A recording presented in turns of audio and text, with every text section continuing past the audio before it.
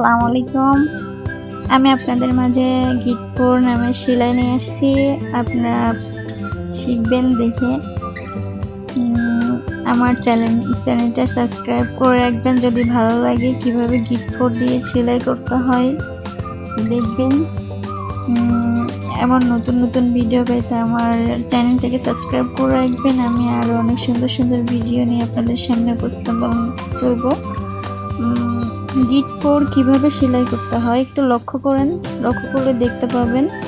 প্রথমে সেলাইটা একবার উপরের দিকে করতে হবে আর একবার আস্তে করে সুইটা এই যে নিচ থেকে উঠাতে হবে। উঠে এই যে আবার উপরের দিক দিয়ে আর কি মাঝখান থেকে উপরের দিকে উঠে টান দিলে মাঝখান থেকে একটা গিট পড়ে যাচ্ছে। এটাকে বলে গিটপুর সেলাই।